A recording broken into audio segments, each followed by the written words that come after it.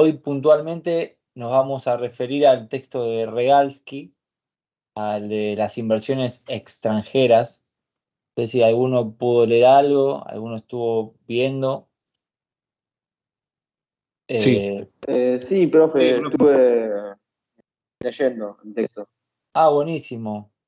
Buenísimo. Sí, la verdad que el texto no es muy largo, pero a la vez también está con letra media chica, así que sí puede ser bastante tedioso leerlo. A grandes rasgos son Lo que dos me capítulos. pareció, Sí, lo que me pareció muy tedioso fue la parte de los ferrocarriles, que me pareció muy exactamente. extenso. Iba a hablar un poco de eso para que lo tengan en cuenta cuando lo quieran leer, volver a leer o lo aborden.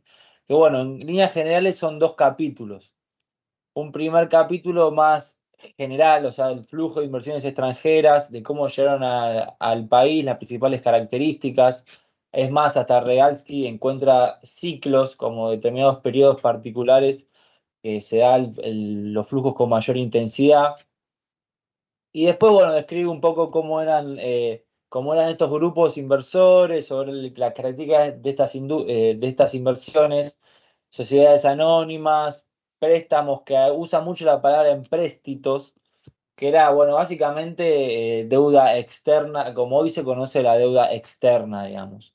En ese momento ubíquenlo como los bancos comerciales nos prestaban plata a cambio de títulos argentinos para, bueno, ahora vamos a ir viendo a qué se destinaron esas diferentes inversiones.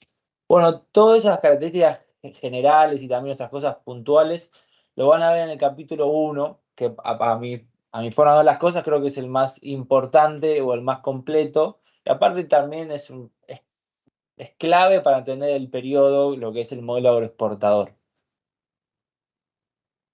Después tiene el segundo capítulo que sí es un poco más plomo, sinceramente, que se basa habla de las inversiones extranjeras, pero en algunos sectores en especial. Y los sectores que elige son el de los ferrocarriles, el de los empréstitos, que es lo que ya comentamos de los bancos, y después el sector financiero general, o sea, cuáles fueron las inversiones que iban directo al sector financiero. El tema de los empréstitos es más cercano a la deuda pública y el tema de los ferrocarriles, bueno, son sociedades anónimas, son empresas y el compañero acá dijo que era medio plomo, medio tedioso leer el segundo capítulo porque también Regalsky, una investigación fuertísima hace y nos detalla como todos los ramales de líneas de trenes que se fueron construyendo durante estos ciclos de inversión extranjera. Así que va muy en detalle que en líneas generales capaz no es tan necesario.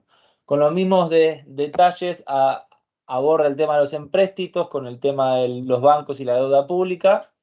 Y también ya la última parte es un poco dedicado, como les conté, a las inversiones extranjeras. Hasta acá le comento a un punto y les voy a comentar algo que Camilo me dijo que les avise a ustedes. De última, por favor, díganle si tienen alguna amiga que no vino, le avisan.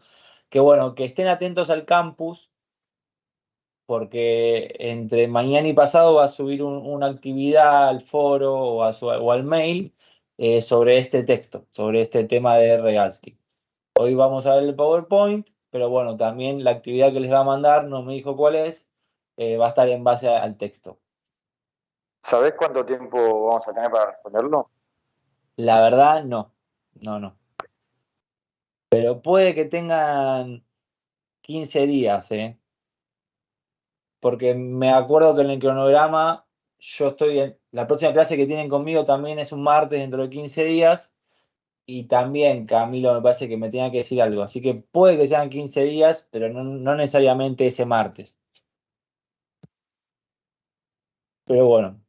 Recuerden tener el texto muy a mano para hacer el- el trabajo. Después le voy a dejar, acá tienen un chat, ¿no? Yo estoy aprendiendo a usar el Teams. Sí, de nuevo es un chat. Sí, Y sí, me hay un anda chat. muy trabado mi compu. Mirá que la compu es nueva. Bueno, en el chat, cuando me pueda, voy a escribirle mi mail, así cualquier cosa me consultan.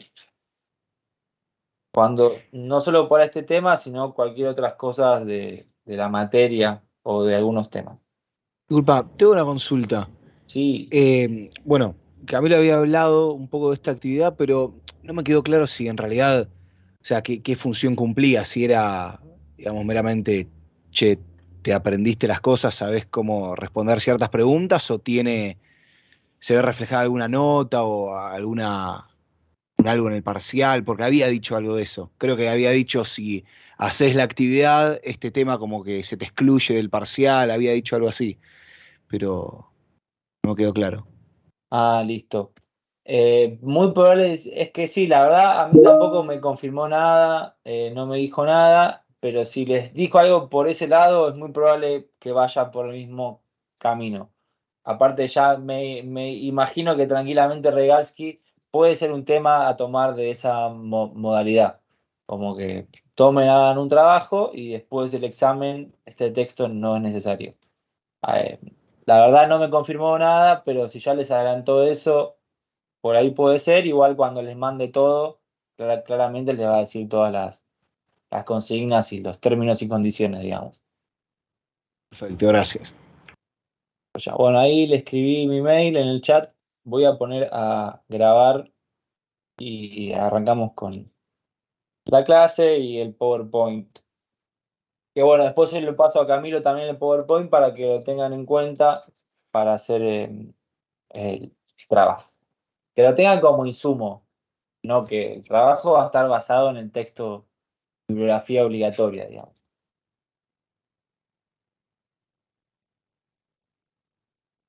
No sé si está grabando ahí, nos tira algo. Sí, está grabando. Ahí está, la grabación se inició. Disculpen que vaya tan trabado.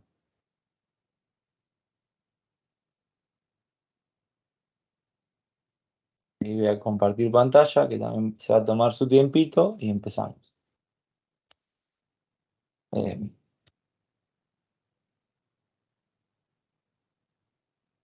bueno, Camilo ya les habrá adelantado cosas de la materia, del enfoque, que bueno, siempre se suele tomar a la industria como gran poco en la cátedra esta, en el curso particularmente, y a partir de ahí como que em, se pueden ver diferentes etapas en la historia económica de la Argentina, ¿no? No sé, ¿estuvieron conversando algo de eso? Modelo agroexportador, la industrialización por sustitución de importaciones. Sí, habló un poco como... Sí, hubo una pregunta al principio de la clase, pero no se profundizó, obviamente. Bueno, bien, sí, algo más general, porque bueno, como le dice, la clase de hoy se ve la pantalla, ¿no? Está justo el Meet en el medio. Sí, profe. Ahí Sí, se ve sí. joya, ¿no? Bueno, el PowerPoint es bastante tranqui. Como le dije, lo terminé de hacer un rato, lo terminé de hacer hace un rato. Y bueno, pero bueno, destaca algunas cosas importantes, tanto del texto particularmente, como otras cosas más del periodo, que incluso también les va a servir, si después lo pueden vincular bien algunos conceptos, para el resto de la materia. Bueno, arrancamos. ¿Qué les iba a decir? Bueno, hablamos de las diferentes etapas en la historia económica de la Argentina. Yo ya les nombré las dos más fuertes, las que son bien marcadas, como la del modelo agroexportador y la etapa de industrialización por sustitución de importaciones. Bueno, esta última la vamos a dejar porque no es el periodo. Sabemos que el modelo agroexportador, el MAE, también por sus siglas, se comprende más o menos al gran rasgos generales. Hay bastante consenso, mejor dicho, para determinar las fechas en este sentido, que es más o menos desde 1880 hasta 1930, 1929, que si se acordarán de historia general o historia del secundario, que en el año 1929, ya siglo XX, hay una gran crisis mundial. Incluso después hay 10 años que son la Gran Depresión y luego hay una Segunda Guerra Mundial. Pero bueno, ahí ya nos adelantamos, pero en cuestión ese sería el fin del modelo agroexportador. Lo que vamos a ver la clase de hoy es el inicio del modelo exportador, la primera parte. Y bueno, cuáles fueron las piedras fundacionales, digamos, cuáles fueron las características más importantes y principalmente vamos a hacer foco en uno de estos factores productivos que ahora me voy a meter en esta filmina, que va a ser las inversiones extranjeras, o sea, la formación de capital en el país. El modelo agroexportador, como les conté, a pesar del consenso que arranca en 1880, o sea, fines del siglo XIX, también se puede tirar unos años para atrás, digamos 1860, 1870, pero bueno, más o menos la clase de hoy vamos a ubicarnos a 1860, 1862, para ser más exacto, cuando Regalsky marca que es el inicio del primer ciclo de inversiones extranjeras.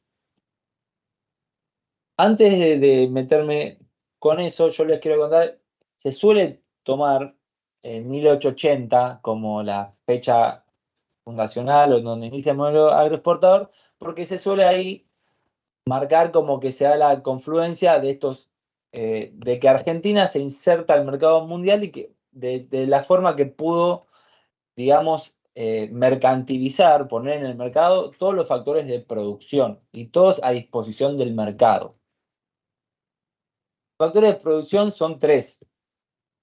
Primero tenemos tierra, que bueno, todo el tema de la tierra, de la distribución de la tierra, de la propiedad de la tierra, es un tema que vino también, se consolidó, digamos, al mismo momento que se consolidó Argentina como nación, que es básicamente después con esas tres presidencias a grandes rasgos, ¿no? Digámoslo, con esas tres presidencias seguidas de la de Mitre, Sarmiento de Avellaneda, que incluso la de Avellaneda, antes de finalizar, está la mal llamada conquista del desierto, que por fin efectivamente determina los límites de lo que es la República Argentina, ocupando la Patagonia.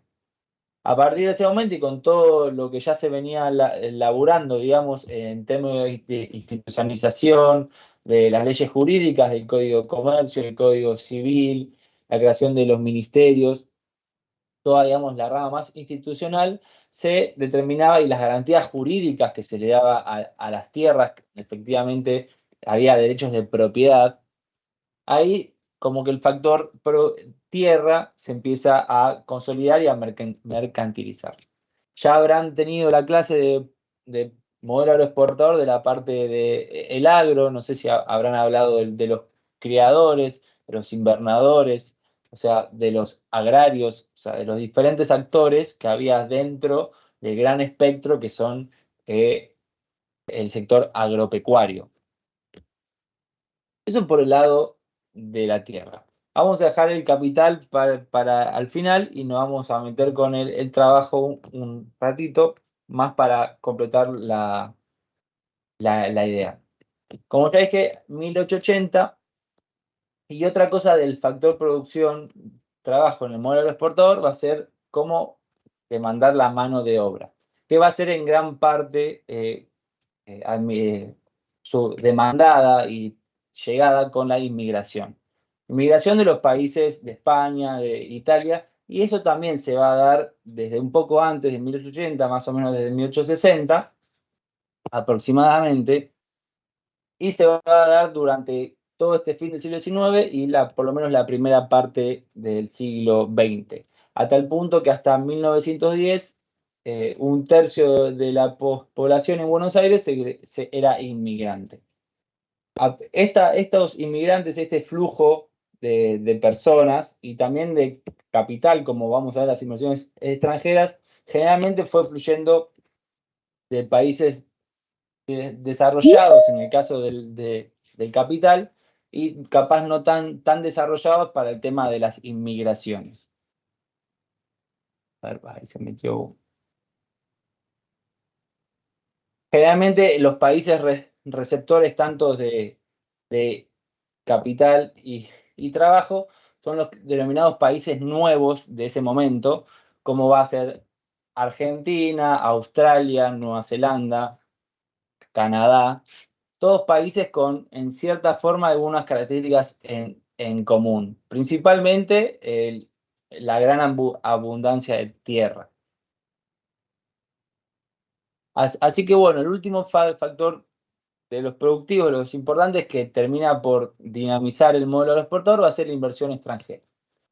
El capital de la mano de la inversión extranjera, que según Regalsky va a llegar en diferentes flujos y va a tener como diferentes participación importantes. Y yo también lo que quiero que se lleven de la clase de hoy es que el tema de las inversiones extranjeras va a trazar a toda la historia económica argentina. Vamos a ver los orígenes, aunque no necesariamente vamos a ver los orígenes, pues si no hay que ir a 1820, pero vamos a ver la parte que, ya hablando en términos de economía moderna o del modelo agroexportador. Después vamos a analizar la última partecita, cómo fue afectando en los diferentes años y otros ciclos que va a haber, como adelanto lo que pueden llegar a ver en esta materia. Pero bueno, mucha de la lógica que van a tener esta primera etapa, el término de lógica, la estrategia, los sectores en donde se van a insertar, el tipo de empresas que van a hacer y los capitales e intereses que van a representar, en cierta forma van a ser siempre los mismos desde esta primera parte y durante todo el siglo XX, que es donde pasa gran parte de la materia. Seguimos. Bueno, hasta acá, ¿tienen alguna duda? No, profe. No. No, profe, no. Bueno, esto es también en grandes rasgos lo que plantea la bibliografía, o sea, el texto de Regalsky. En primer lugar, como dije, el capítulo 1 es más que nada un paneo general donde también les plantea el contexto internacional, que hoy también queremos prestar atención, porque acuérdense que estamos en un periodo de globalización. Ya todo lo que pasó de la revolución industrial, de la segunda etapa de la revolución industrial, ya se empieza a derramar, entre muchas comillas, en todo el mundo. La industrialización de los países desarrollados se pasa al sector financiero y arrancan las grandes empresas, los monopolios, los oligopolios, y lo que también después va a ser conocido como el imperialismo.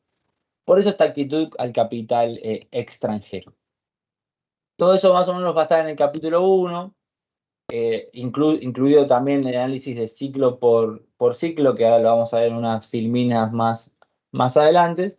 Y el capítulo 2, como les comenté, es un análisis sectorial de la inversión extranjera en ferrocarriles, en préstitos y sector financiero. Bueno, a ver. Los ciclos, en un rato vamos a poner más profundidad. Pero bueno, para ir entrando en tema, Vygotsky reconoce 3 ciclos, ambos iniciados, perdón, no ambos, sino los 3 iniciados en periodos de expansión mundial, digamos, y los 3 finalizados por crisis. Crisis internacionales, crisis nacionales y el último, una guerra mundial. Ni más ni menos que la Primera Guerra Mundial. Esos son los 3 ciclos que reconoce y que estudia y que investiga Vygotsky, y al final le agrega un cuarto como un epílogo que después lo vamos a profundizar también un rato nosotros, que sería la década del 20. Que vamos a hablar 2 cositas, pero claramente lo vamos a dejar para la clase que efectivamente tienen que hablar de ese tema. Bueno, vamos, esto es también un poco de cosas técnicas, digamos, así como les hablé de los factores de producción en la economía, de capital, tierra y trabajo. Ahora vamos a hablar de la balanza de pagos, algo muy importante para lo que va a ser toda la materia. Van a ver la incidencia de la balanza de pagos en la economía, en toda la historia argentina. Incluso pueden ver la importancia de la actualidad de la balanza de pagos, de la necesidad de dólares, el tema de deuda. Bueno, no me voy a profundizar mucho más, pero para que sepan a grandes rasgos cómo se compone la balanza de pagos. Por un lado tenemos la cuenta comercial, que así también en grandes rasgos se tiene dos vías. La exportación, donde ingresan las divisas, que en este momento, acuérdense que la potencia más grande es Gran Bretaña, y así que el patrón es el patrón oro. Así que las divisas generalmente están en libras. Y la principal fuente de financiación, o sea, el principal ingreso de Argentina, van a ser las carnes y los cereales.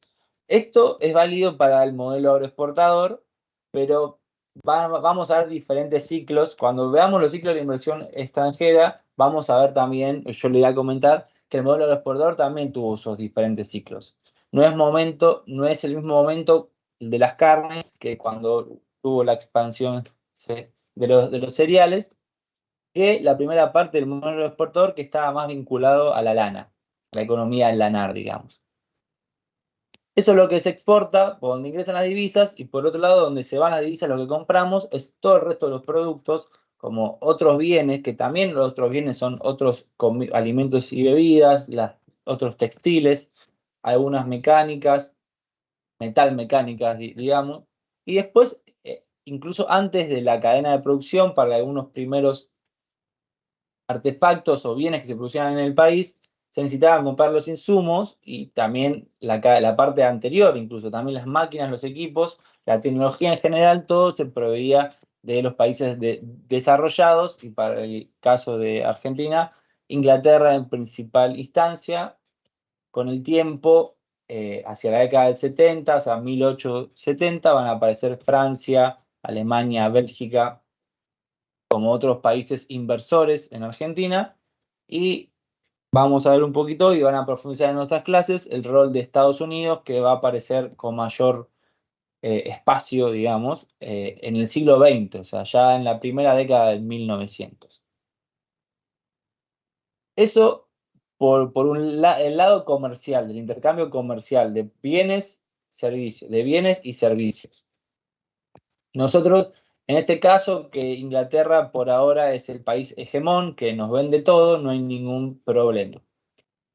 Nosotros le vendemos y ellos, nosotros le compramos y le vendemos. O sea, hay una relación perfecta. Lo mismo, no va a pasar lo mismo cuando Estados Unidos empieza a ser un país con mejores productos y vamos a tener que venderle a Inglaterra y comprarle a Estados Unidos. Ahí va a haber una incompatibilidad de divisas, porque un país maneja libras y otro país maneja dólares.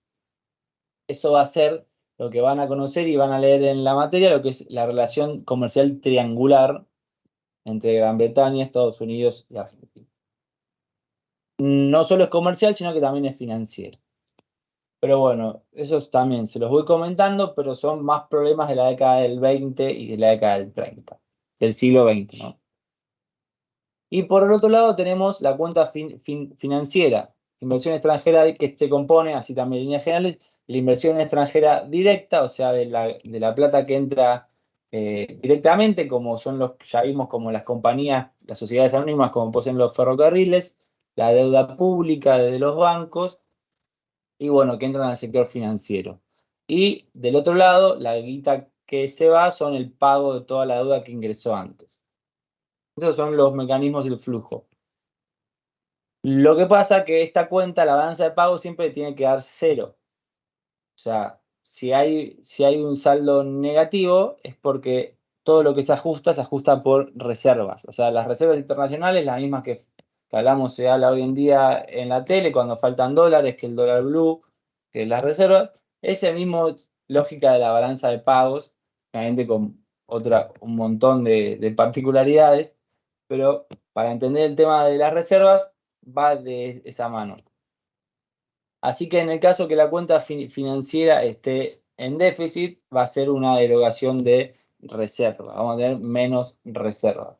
Así que la inversión extranjera directa, ahí, para que entiendan hasta matemáticamente, cumple un rol importante, porque es la inversión extranjera directa es lo positivo. O sea, tiene que ser más fuerte que la deuda para que eso dé cero y más fuerte que las importaciones y las exportaciones, porque si no las reservas caen y un país como Argentina, en Argentina de 1860, 1870, 1890, o sea, del fin del siglo XIX, era un país relativamente nuevo, que no tenía una capacidad o espalda bancaria financiera muy fuerte y cualquier tambaleo, así en términos financieros, corridas cambiarias, especulativo, podía provocar una crisis muy grande, que efectivamente fue lo que pasó en 1890, que hubo una gran crisis.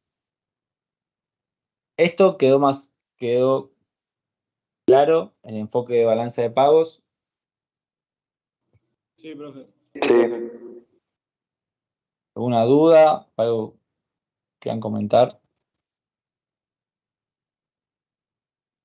No entendí la crisis de 1890, profe, porque yo estuve historia el cuatrimestre pasado, tipo del año pasado, el segundo, y no me acuerdo haber visto una crisis en 1890, sí en 1873. Sí, mirá que la de 1890 es en Argentina nomás, ¿eh? La de 1890 Ahí va, ahí va. sí. Es una crisis que ahora cuando hablemos de los ciclos vamos a profundizar un poco más, pero sí, la crisis de 1890 es solo en Argentina, es más, es la que hace tambalear a la Baring Brothers, es más, no sé si la hace quebrar, no me acuerdo efectivamente, a la Baring Brothers, porque la mayoría de todos los bonos que tenía la Baring Brothers eran de Argentina y Argentina se declaró en default, en lo que hoy se conoce como default. Y bueno, y eso repercutió en todo el sistema financiero y en la credibilidad internacional, en el riesgo, bueno, que ahora vamos a ver un poco más sobre eso. Profe, sí, creo que Claro, claro. había hecho quebrar y que además después tuvo el quilombo de que tuvo que empezar porque después resurgió Sí, y por ahí eso fue, nunca me acuerdo resurgió si con un quiebra montón de o no. garantías que le dio el Estado.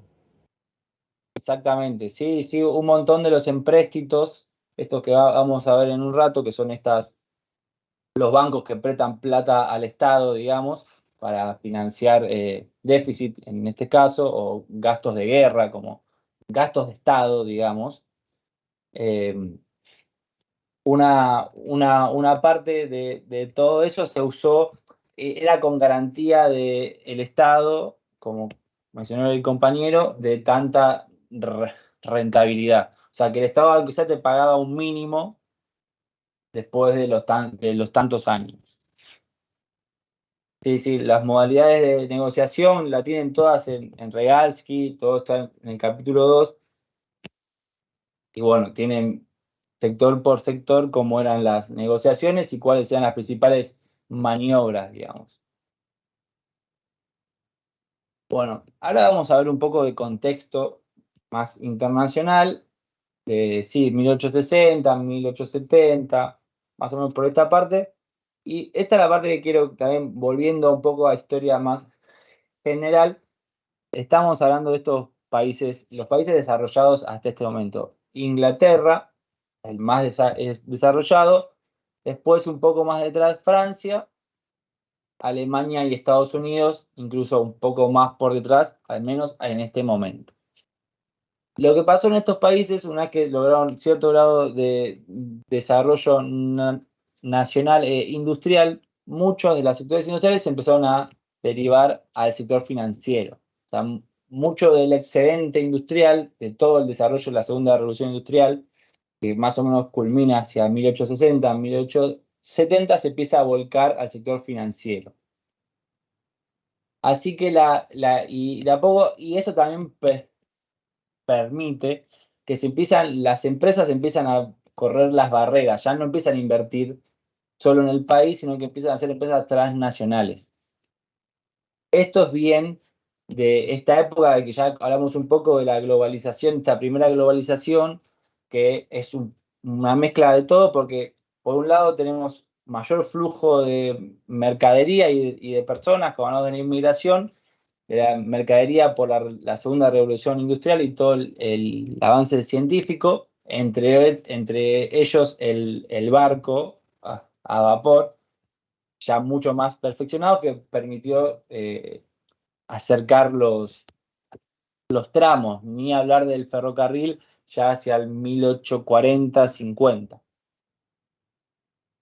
Una vez que todo ese excedente fue apropiado del lado de las grandes empresas de estos países, empezaron a volcar el excedente al sector financiero y ahí los bancos empezaron a ganar cada vez más importancia y empezaron a invertir en estos países que hablamos hace un ratito, estos países nuevos, con alta tasa de rentabilidad, porque eran países, entre comillas, vírgenes, que incluso internamente tenían una elevada tasa de interés, que ahora nos vamos a meter con eso, que les permitía como beneficios extraordinarios y casi asegurados por el mismo rol que se estaba dando en lo que es el comercio internacional.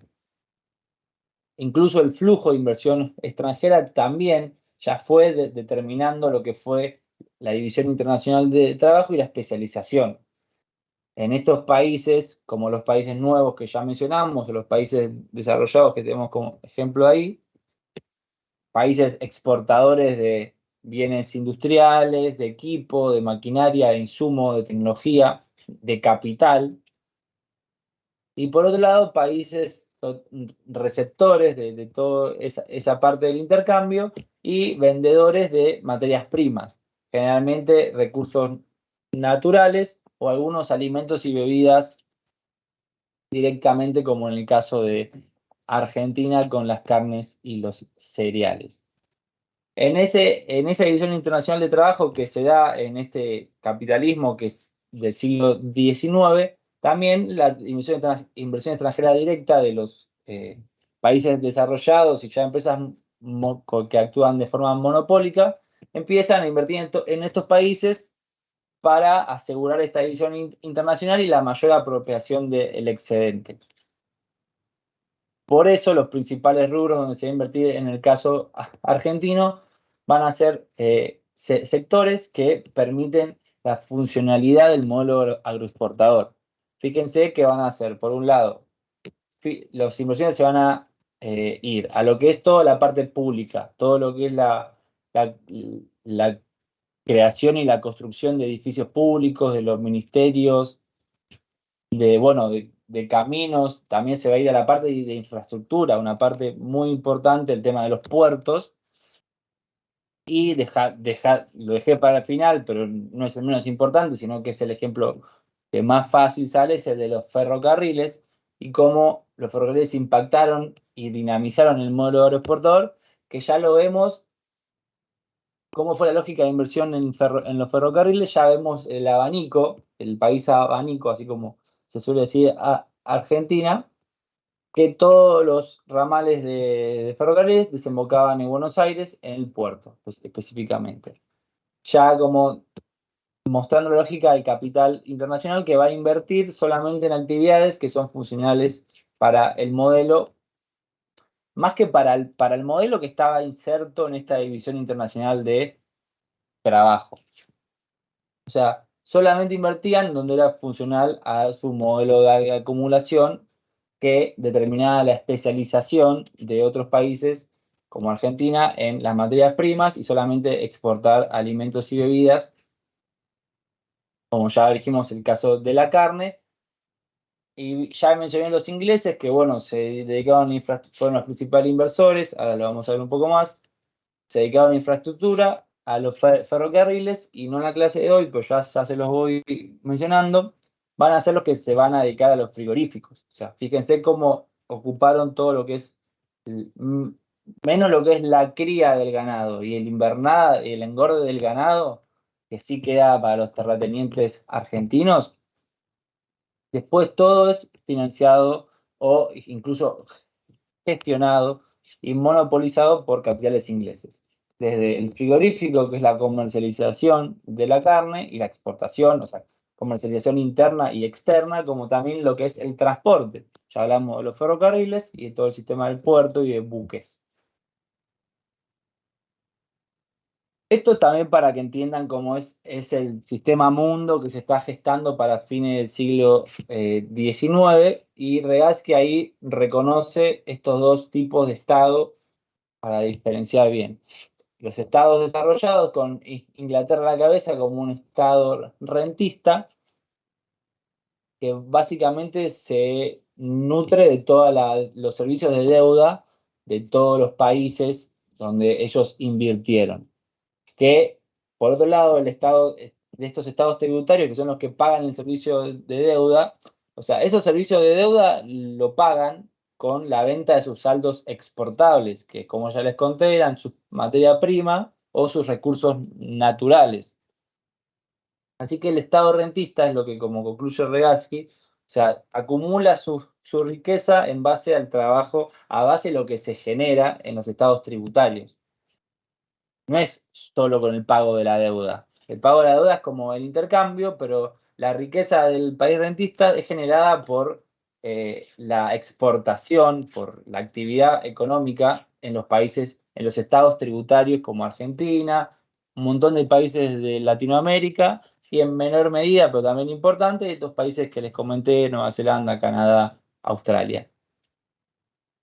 Eso es una buena distinción que hace Reatsky entre los dos tipos de Estado y para entender un poco el sistema mundo. ¿Quedó ahí? ¿Hay alguna duda? No.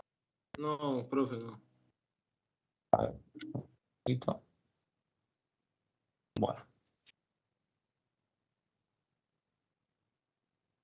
En primera instancia, el capitalismo, digamos, desde 1820, la primera parte, 1820, 1830, ahí en Inglaterra, plena revolución industrial, digamos, suele permanecer como los factores clásicos, los supuestos clásicos, más que nada el de libre competencia. Como que un capitalismo de mitad de siglo, de primera mitad del siglo XIX, digamos, de 1800, 1850, para decirlo así a grandes rasgos, se puede entender un capitalismo más atomizado, más de libre competencia, de que hay varias empresas, varias firmas, artesanos, protoindustrias, industrias que compiten hasta que efectivamente aparece la más apta, sea por calidad, sea por precio, sea por productos o por procesos, pero como esta competencia capitalista va a terminar con las empresas más eficientes. Hasta ahí iba bien, pero ya pasando la mitad del siglo XIX, empiezan a aparecer los primeros, a verse reflejados, mejor dicho, porque ya existían los primeros vicios de este capitalismo de cómo tiende a la concentración. Como la concentración está de la mano del poder económico, poder financiero, y bueno, y todo lo que se va dando de las grandes empresas que van a ir surgiendo, principalmente a partir de la crisis de 1873. Te las cuento así rápido, porque tampoco la tengo tan clara en el tema. Esta crisis, la de 73, es conocida así libremente como la primera crisis mundial, la primera crisis con impacto mundial. Eso quiere decir que algo que sucedió en un país o un hecho muy específico impacta en todas las economías, hasta el punto de llegar a la escala global, o sea, a todo el mundo. Al menos la gran mayoría que está incluida en el sistema capitalista, digamos. Específicamente, fueron una sucesión de hechos, pero que tuvo como epicentro la quiebra de un banco en Viena. La quiebra del banco en Viena, en Austria, hizo que quiebren sucesivamente diferentes empresas. Ya previamente habían quebrado pequeños empresarios y pequeños trabajadores rurales, y eso dio pauta a que otros capitales más grandes, como en vez de pequeños trabajadores rurales, grandes trabajadores rurales con grandes estancias o con grandes tierras, se permitan absorber a los más chicos. Lo mismo pasó con las empresas, con las industrias, y lo mismo pasó con el sector financiero, o sea, con los bancos. Fueron quebrando bancos y los bancos con más poder fueron ganando espacio hasta convertirse a este capitalismo más fin del siglo XIX, de carácter monopólico u oligopólico, en donde se suele ver al capital extranjero más desde el lado argentino como algo malo o algo más ligado al imperialismo o al control de la economía externa. Todo esto, como les conté, tiene su primer impacto en 1873, que como les conté, a partir de varias variables relacionadas, dio pie a la caída de un banco en Viena, uno de los más importantes, que terminó en otras quiebras, dando paso a la nueva etapa del capitalismo que va a durar más o menos hasta lo que es la Primera Guerra Mundial, aunque con matices se va a extender hasta 1930. Fíjense, y acá me salté unos años también para darles un panorama, como la década del 30, incluso hasta la Segunda Guerra Mundial, del 30 al 45, son años diferentes, son años de cambio. En el medio, bueno, hay todo un modelo agroexportador que se transforma, pero así como hoy estamos hablando, hoy por esta clase, digamos, por una época de globalización, de segunda revolución industrial, de intercambio constante de mercadería, de servicios, de personas, de capital, la década del 30 y la mitad de la década del 40 es todo lo contrario. Es una época interna, de crecer para adentro, digamos. En gran parte por toda la década del 30, que es la Gran Depresión, y luego por la Segunda Guerra Mundial, que frena todos los vínculos comerciales y financieros internacionales. ¿Acá alguna duda, algo? No, profe. No, ninguna. Bueno, vamos a pasar acá. Que bueno, acá vemos bien clarito las tres etapas que distingue Regalsky del flujo de inversiones extranjeras. Vamos a comentar un poco rápido, igual ya venimos hablando algo, así que vamos a darle un poco más profundidad. La primera en cuestión es de 1862 a 1875. Como dije al principio, arrancan en un momento de expansión mundial y cierran con un momento de crisis o internacional o nacional. En este contexto de expansión se da, como hablamos al principio, por la unificación del país. La presidencia de Mitre, que logró el consenso con buena relación con el capital extranjero, y arranca todo lo parte de institucionalización que comentábamos, las garantías jurídicas a los inversores, todos los derechos de propiedad que hablamos un poco al principio. En ese momento había un gran boom lanar en todo el mundo, no solo en Argentina, así que el principal sector económico de Argentina hasta esa década era la economía de la lana. Profe, una pregunta. Sí, Eso fue influenciado por la guerra civil en Estados Unidos, ¿no? la de la lana, sí, Sí. un poco sí, igual estaba todo el mundo produciendo lana, sí. Justo la guerra de secesión es en ese momento, sí. Ah, ok. Pero bueno, es que eso también pasa con lo que pasó con el sector. Una vez que terminó la guerra de la secesión, incluso Argentina también se mete en la guerra de la Triple Alianza, así que necesitaba mano de obra para la economía de la lana, pero también necesitaba gente para la guerra. Así que tampoco la economía de la lana fue perdiendo espacio, y la expansión agrícola, que todavía no estamos hablando de carne, sino que de cereales, se empezó a dar en los puntos más alejados de Buenos Aires. Estas primeras inversiones, dice Regalsky, son las más chicas, las de menor magnitud, las iniciales, y que, bueno, eran en su mayoría inglesas. Acá arrancaron los primeros ramales de los ferrocarriles, el tren Roca, el que es hoy el Roca, el que es hoy el Sarmiento, digamos, a grandes rasgos el ramal del sur, el ramal del oeste. Esos son de esta primera tanda, así como también otras obras públicas, como el que ya comentamos con su vínculo con todo el sistema del país, del Estado, de la consolidación del Estado. Y por último también hubo una parte importante de este primer flujo que se direccionó hasta lo que fue la ampliación de crédito del banco, bancario, perdón. Esto quiere decir que, bueno, así como Buenos Aires de a poco se aparecía, o Argentina aparecía como un país importante, o buscando su lugar en el mundo, su determinada atención internacional, también Buenos Aires aparecía como una ciudad importante, y para ello, tanto para un país inserto en el mundo, en el mercado internacional, como para una gran ciudad, el sistema financiero es importante, así que había que dotar a la ciudad y al país de bancos y que estos mismos puedan estar en condiciones de dar créditos a pequeñas empresas o a grandes empresas, porque después vamos a ver en otras clases que siempre las beneficiadas fueron los grandes grupos económicos. En líneas generales, esta primera ampliación de crédito, este primer flujo de crédito se da con este primer ingreso de este primer ciclo inversor.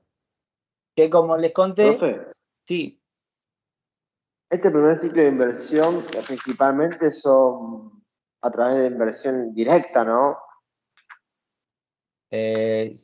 no sé si principalmente, o sea, los ferrocarriles sí, pero lo que es obras públicas fueron los empréstitos. Es que sí, a veces inversión directa se confunde con inversión de cartera, como que a veces Realsky usa demasiados términos y puede llegar a confundir.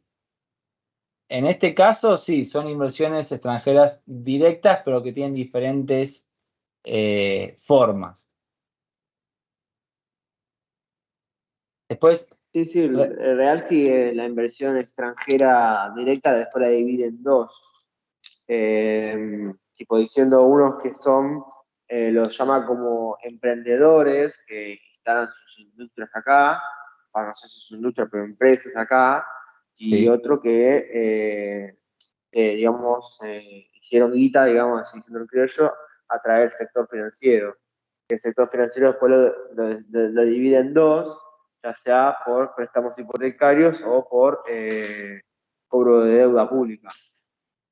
exactamente. Sí, sí, sí, eso es lo que tiene Realsky, que empieza a caracterizar y a dividir como diferentes rangos de lo que es inversión extranjera o deuda, y puede confundir o llegar a marear un poco. Pero en este caso, sí, estas principales, ya las últimas generalmente ya no son tan inversión extranjera directa. También la del segundo ciclo, que es la antesala a la crisis de 1890. Pero sí, la mayoría son inversiones, califican como inversión extranjera directa, como también lo van a hacer siempre que se habla de inversiones extranjeras, se diferencia inversión extranjera directa, después van a estar las privatizaciones, que eso no cumple la misma función, pero por lo menos en esta época es todo inversión extranjera directa.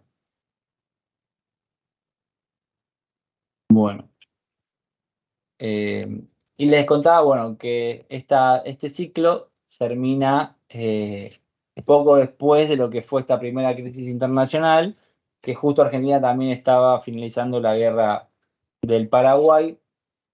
Y bueno, la crisis internacional hace que muchos de los saldos así especulativos se vuelvan a su país de origen a buscar mejores tasas.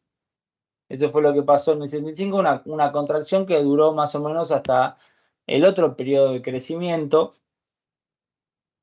que es el que también está condicionado, está sumado a cierta estabilidad política, como ya les conté, los tres presidentes de Mitre, Sarmiento y Avellaneda fueron como la etapa de consolidación del Estado Nacional, y con Roca se logró la estabilidad política, porque también durante este periodo de las tres presidencias hubo como intentos no sé si de revolución, pero como enfrentamientos contra el gobierno central, así de los caudillos del interior, como el último que sucedió en Buenos Aires.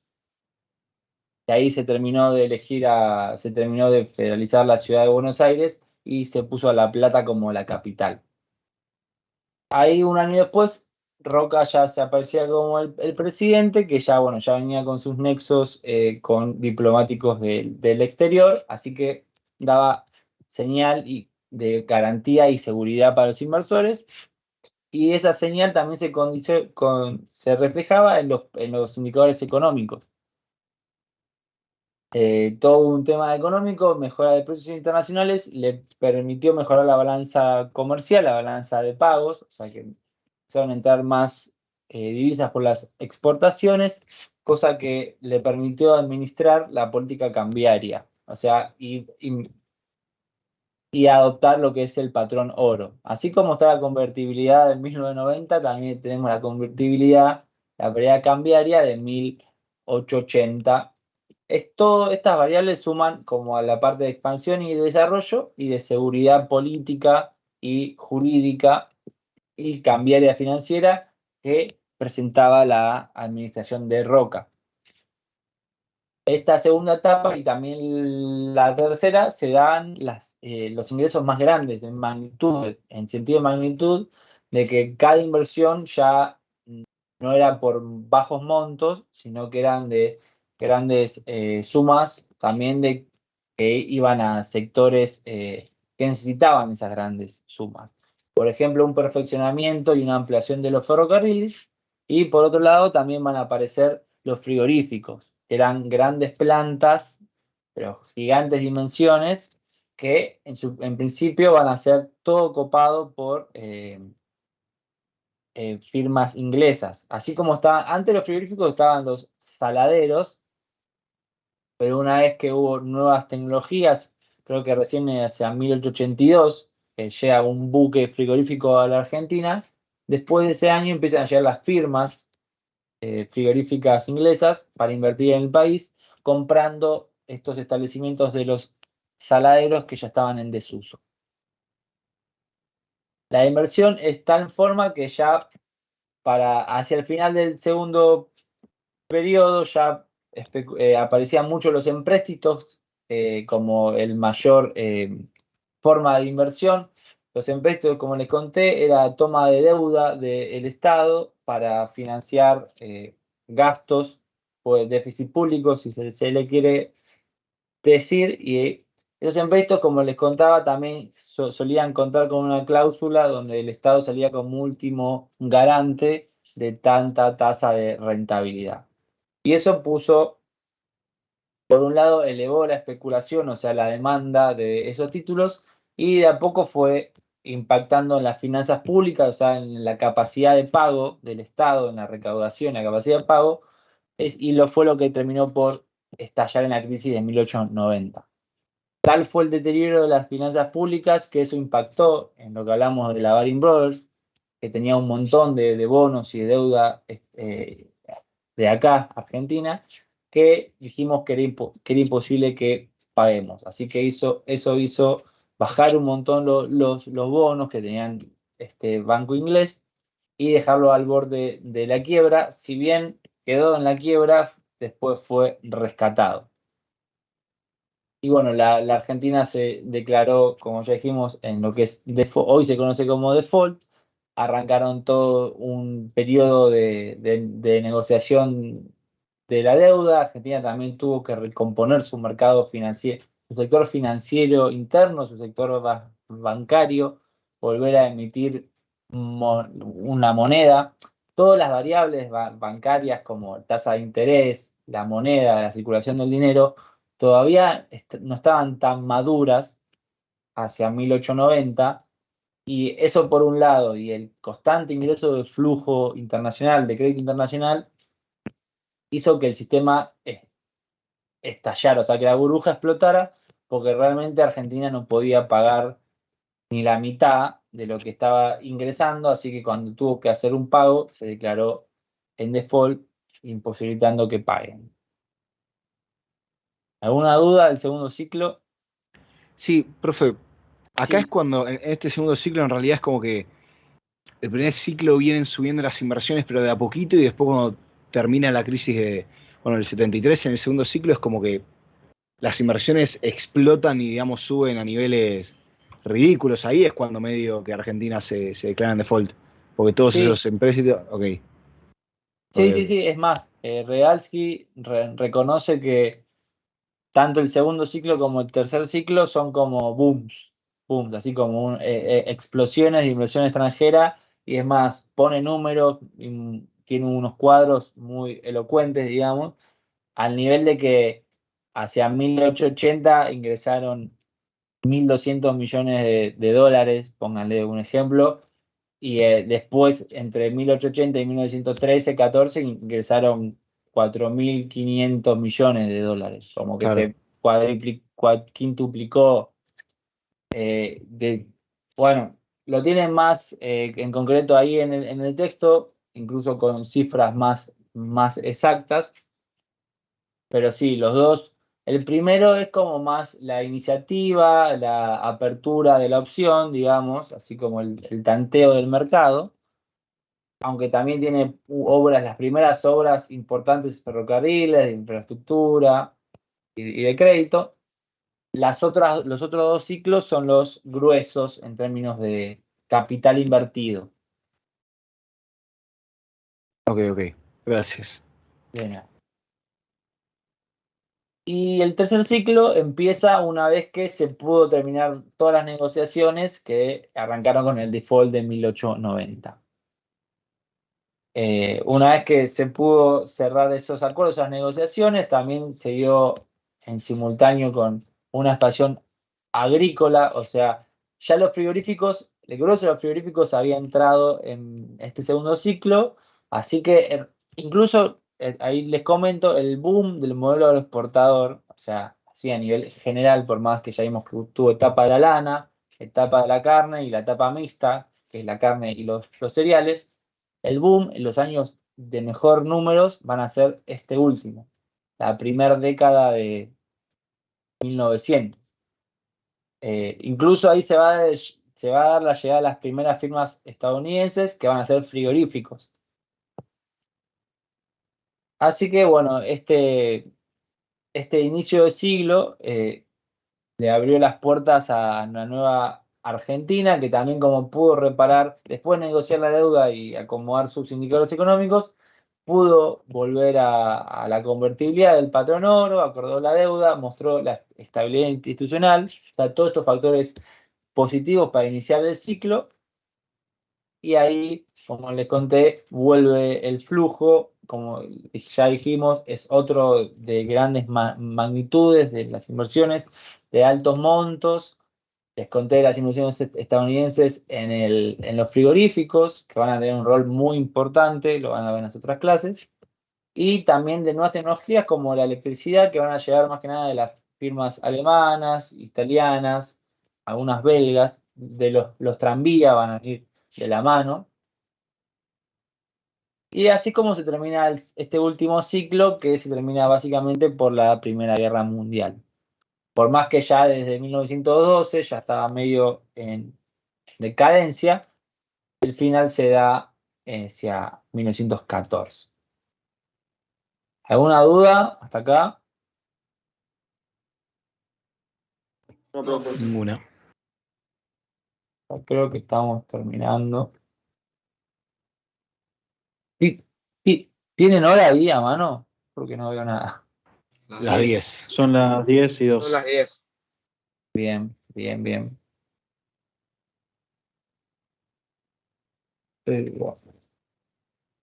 Y esto ya pasando un poco más al capítulo 2. Estas son algunas cosas que anoté que me resultaron más generales e importantes del capítulo 2, que como les conté, habla específicamente de la inversión en ferrocarriles y nos cuenta todos los ramales de Buenos Aires y también va de la Argentina en general, uno por uno, con cierta profundidad. Y después nos habla de los empréstitos, o sea, todos los negocios que hubo con la banca internacional, con cierta profundidad, uno por uno. Y por último, habla un poco de cómo se gestó el sector financiero, cómo fue todo ese ingreso de crédito al país. Y yo destaqué estos 4 puntos, no por nada en particular, sino porque me parecían, como les conté, algo más general, que se puede usar para diferentes sectores, no solo para estos sectores de inversión, sino que para otros sectores y también no solo para la inversión extranjera, sino para comprender otros funcionamientos de las variables y de variables económicas y de los actores. Bueno, en principio uno que ya repetí, que creo que también lo dije en el principio de la clase y después lo profundicé. De cómo esta crisis de 1890 termina como de consolidar a lo que es el capitalismo monopólico o las grandes empresas acá en Argentina, que son básicamente los grandes grupos económicos. Y acuérdense bien de esas grandes grupos, de esas tres palabras, porque la van a ver durante toda la materia. Y es muy casual, es paradójico, irónico, digamos, que vamos a ver toda la historia de los grandes grupos que durante estos 100, 200 años de historia que vamos a ver, ciento y algo, van a ser siempre los mismos. O sea, las compañías, los grandes grupos, la cúpula empresarial, los que mueven la aguja, o sea, cuando se habla de capital y trabajo, las empresas nacionales van a ser estos grupos económicos que la mayoría ya nace en esta época. Nacen al calor del modelo exportador, porque en principio van a ser firmas de alimentos y bebidas, o algunas que lo van a ver en las otras clases, más dedicadas al mercado interno. Lo que marca la crisis de 1890 es como el poder de estos grandes grupos que al quebrar otros empresarios más chicos fueron ocupando y absorbiendo su cuota de mercado. Por ejemplo, uno de los ejemplos también que se me ocurre ahora es la cervecería Quilmes, que es también en realidad es de antes de 1890, pero le permitió llegar a la crisis con una espalda de producción muy fuerte y le permitió sortear la crisis a tal punto que se convirtió en una de las empresas más importantes del país. Lo que quiero decir con esto, que capaz lo ven más en profundidad en otros textos, es que antes de esta época de 1870, 1890, vienen al país los que van después de mucho tiempo, van a ser conocidos como los capitanes de la industria, que van a ser básicamente inmigrantes o hijos de inmigrantes que vienen con cierto capital financiero, o sea, con plata, o también un capital social. Capital social se le suele decir a los contactos, como contactos con el Poder Ejecutivo, contactos con bancos, contactos con el sector externo, firmas de afuera o embajadas. Y estos van a ser los primeros industriales que van a llegar al país y que se van a ir consolidando o armando durante estas décadas de 60, del 70, del 80, en un ámbito de libre competencia o de sálvese quien pueda. Luego de esta crisis, ese factor de libre competencia ya no va a existir tan fácil. Y estos inmigrantes que vienen de afuera ya no lo van a tener tan fácil para hacer su propio negocio. Así que los que van a llegar afuera principalmente se van a ubicar como mano de obra y no como propietarios o dueños de capital. Es importante, por eso la crisis de 1890, cuál es la incidencia en este tema de los grandes grupos económicos y la concentración del capital. De ahí, bueno, se van formando los oligopólicos, los oligopolios, mejor dicho, que uno de los más claros es el de los frigoríficos, pero bueno, no me quiero meter más porque lo van a ver en otras clases. Otra cosa que es importante va a ser la relación, como ya le conté, de estos capitanes de la industria con el Poder Ejecutivo, o sea, con el Estado en general y el banco.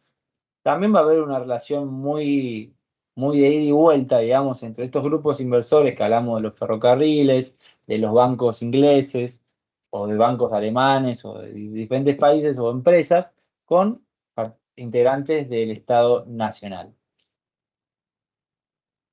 Esto es lo que les conté de los empréstitos, de cómo acá Reaski usa mucho la palabra empréstitos y capaz nunca la define muy bien o recién la define en la última parte cuando habla de los empréstitos específicamente. Como ya les conté, empréstitos se le dice a lo que es tomar deuda de bancos de afuera. Así como hoy en día está el Fondo Monetario Internacional, el Banco Mundial y también otros bancos comerciales.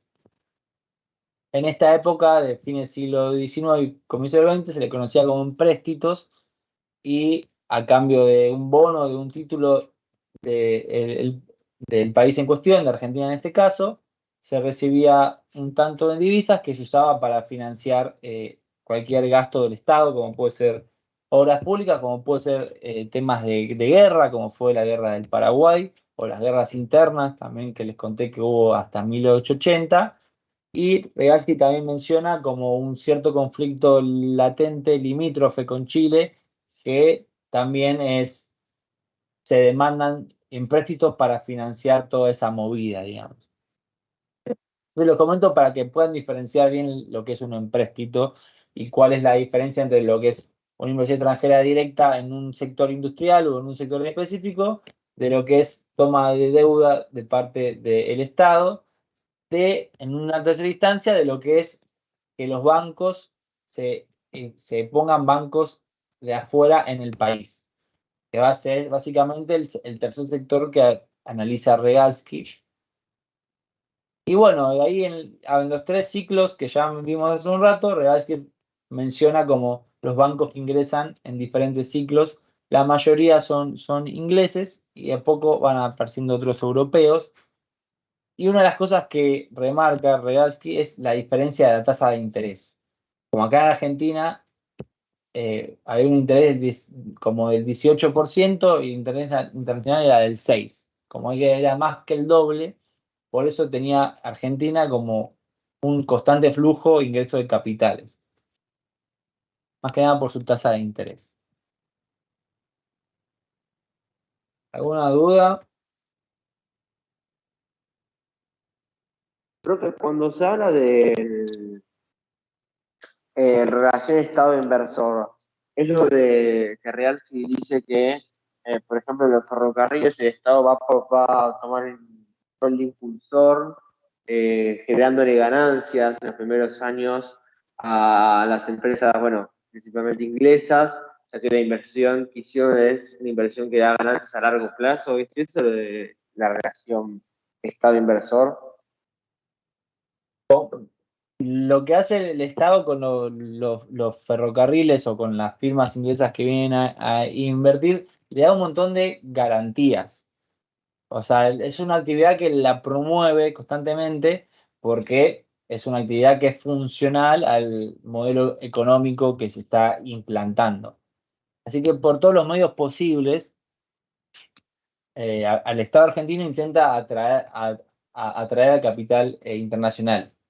Por eso hace como un Estado inversor, porque a todos los títulos de deuda que compran los ingleses les agrega como una cláusula de seguridad, una cierta garantía que asegura, así en términos generales, como una rentabilidad mínima. O sea, si pasa algo en todo este año que tenés la concesión, te aseguro, te voy a pagar tanto más. Y esto te lo aseguro yo, como Estado. Porque eso también se creía que había mucho riesgo en Argentina, también al ser un país nuevo, más que nada la primera y el segundo ciclo, como que había un elevado riesgo. Por eso también la elevada tasa de interés local, digamos. Para mitigar ese riesgo, el Estado se ofrecía como un reaseguro, o sea, una garantía para la inversión de que te aseguraba una rentabilidad del tanto por ciento. Y por otro lado, otro mecanismo para salvar ese riesgo que se presentaba para las empresas, en este caso la de ferrocarriles, era la cesión de tierras. O sea, se le daba tanto margen de hectáreas a las empresas de ferrocarriles para otorgarles un incentivo más para que inviertan en el país y se salven de lo que es el riesgo de Argentina, que ya había pasado la crisis del 75 y que en en el segundo ciclo Regalsky menciona que hay como una mini crisis en el medio, el 84 al 85. Por eso, como que ya hubo un sistema, una Argentina que estaba naciendo con mucho financiamiento externo, pero que ya había presentado sus limitaciones y sus inseguridades. O sea, como que también la tasa de interés era riesgosa. Para mitigar eso y que siga siendo como un lugar atractivo, digamos, invertir en Argentina, el Estado se ubicaba como inversor o como garante de cierta rentabilidad de las inversiones extranjeras. Mediante estos acuerdos que ya comentamos, específicamente de asegurar cierta rentabilidad, o si no también directamente cediendo tierras para, digamos, calmar el riesgo de la inversión. Esa es la idea más o menos de Estado inversor en esta época. ¿Quedó más o menos? Sí.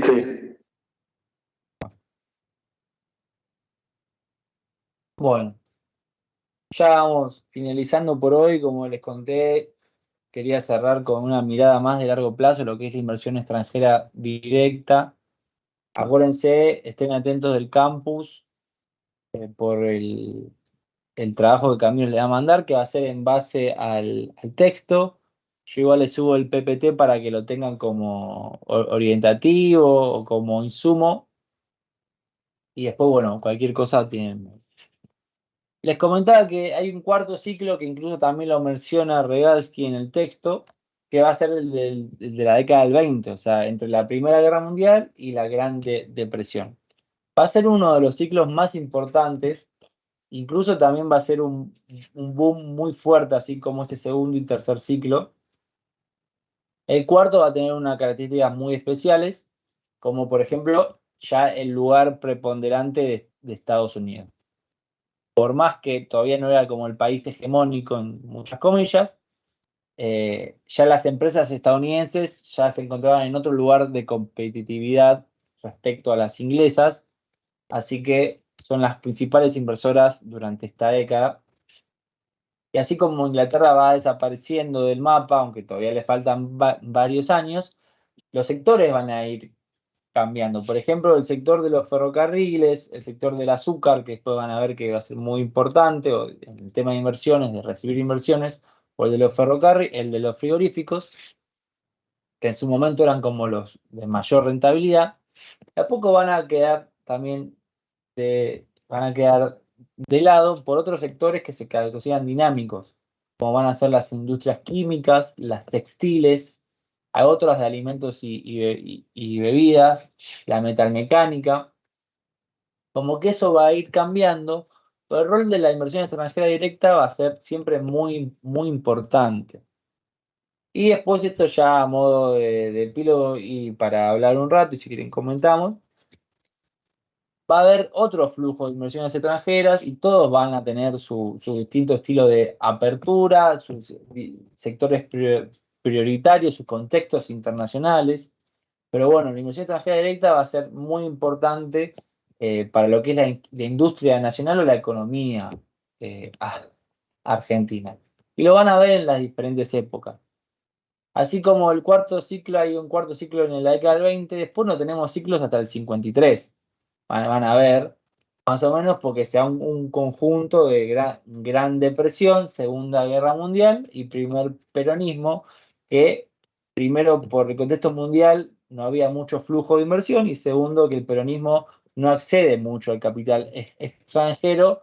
Recién en el 53 sanciona una ley de inversiones extranjeras. Fíjense cómo hay diferentes roles a la inversión extranjera, pero van a tener un papel importante durante todo el periodo. Y hay un quinto flujo, si se quiere, que esto ya es cosa mía, lo pongo para hablar un rato, que va del 56 al 59, lo van a ver en la segunda parte de la materia, que ya involucra los fondos, Fondo Monetario Internacional, el Banco Mundial, o que ya estamos hablando de la segunda posguerra. Y vamos a ver cómo este flujo de inversión de dólares, porque acá ya estamos hablando del patrón dólar, impacta en Argentina a tal punto que después vamos a tener la década de oro de la industria, que ya estamos en la época de la ICI, o sea, el final de la ICI, la industrialización por sustitución de importaciones, llega como ¿cuál es el rol extranjero de la inversión extranjera directa en la maduración final de la ICI, en los mejores años de la ICI, estos 10 años de crecimiento ininterrumpido? Eso lo van a ver al fin en la clase que les corresponda, y después el sector financiero va a cobrar nuevamente importancia con la reforma financiera del 77, y ni hablar ya con la convertibilidad, que ahí se puede ver dos tipos de apertura. Una primera apertura más comercial y financiera, que está orientada a implementar la reforma del consenso de Washington, digamos, o sea, la apertura cambiaria, la apertura comercial, o sea, la rebaja de tarifas a las importaciones. El tema de las privatizaciones, de achicar el Estado, digamos, y privatizar empresas públicas, eso todo fueron una fuente de financiamiento muy importante, pero que tuvo como principal organismo, o un actor, digamos, a lo que fue el Banco Mundial y el Fondo Monetario Internacional. La inversión extranjera directa por el sector empresario, digamos, aparece recién en la segunda parte de la década de los 90, y es la que más se acerca al 2001. Bueno, y entre todos este epílogo que hablamos y que van a ver en la clase, en la materia, va a haber un montón de corridas cambiarias. Hoy ya vimos uno, lo que fue la crisis de 1890. Va a haber otras corridas cambiarias que van a determinar diferentes crisis. Van a conocer lo que son las crisis de stop and go, son los ciclos de arranque y parada, que no son otra cosa que la falta de divisas, o sea, lo mismo que pasa hoy en día. Van a ver cuándo surge y cómo surge y por qué surge y cómo está interrelacionado todo esto que hablamos hoy. Y el último detalle, que lo van a ver en la década del 40, del 50, cómo va repercutiendo y qué.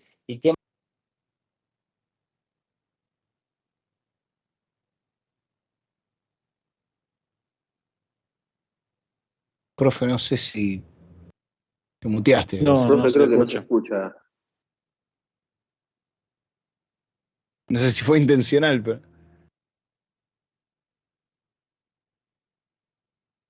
Cerró bien la clase. Sí, sí.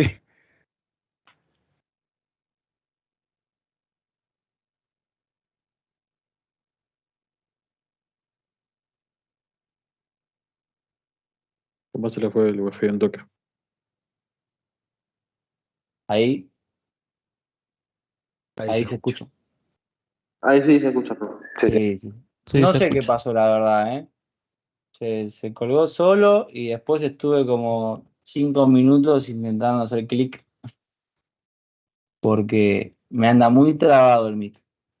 No podía coordinar el clic. Bueno, no sé en qué parte me quedé, la verdad. La inflación. Ah, bueno, no era tanto. Nada, y cerrando eso les decía, como que vamos a. Ya vimos hoy hablamos un poco de los empréstitos, eso, y que el empréstito era tomar deuda para pagar déficit fiscal, déficit estatal, y después vamos a ver que, por ejemplo, la política de la dictadura militar o de la convertibilidad va a ser tomar deuda para intentar contener déficit fiscal, o sea, la misma política, y cómo el tema deuda y tema de inflación van teniendo cierta vinculación, pero bueno, para llegar ahí todavía le faltan bastantes años y no los quiero agobiar con información. Parece que por hoy estamos, a menos que, bueno, tienen alguna duda o algo particular en comentar. No, yo todavía no, hasta ver la actividad en el foro y quizás sí, pero por ahora no.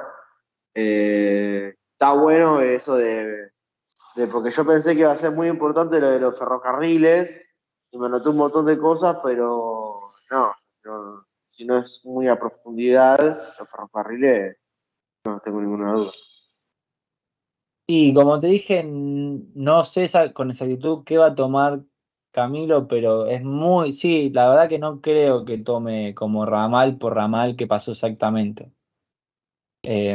Yo creo pensaba que quizás había que saberse las empresas y qué hizo cada una, ¿viste? Pero también me parece no, una no, locura es saberlo. muy difícil, aparte es raro de evaluar, digamos. No, no, seguramente va a ser algo más referido al primer capítulo y bueno, y a Bueno, pensar un poco, digamos. lo mismo con los bancos que aparecen, creo que en el segundo capítulo. Va, no sé si eso es de. Sí, creo que el texto de Regalski, ¿no? Que empiezan a aparecer nombres de bancos en la parte del mercado financiero. Sí, sí, sí, Sí, sí, sí, A eso exactamente. tampoco creo que. Imagino Yo que es. creo que no. Sí, sí, sí. La última, mañana ya les comentará bien cómo va a ser todo, pero yo creo que va a ser algo más interpretativo, a que piensen ustedes, pero que va a estar más relacionado con el capítulo uno, con lo que es más la evolución general de la inversión extranjera, no algo del sector específico. Creo que va a estar más vinculado a eso, incluso creo que estará más vinculado, les diría, vieron que está dividido por secciones, como que haría más hincapié hasta la sección uno 2 y 3. Después tiene la 4 y la 5 que bueno, habla, no es tan contundente, digamos. Pero bueno, hay que ver qué les pregunte igual.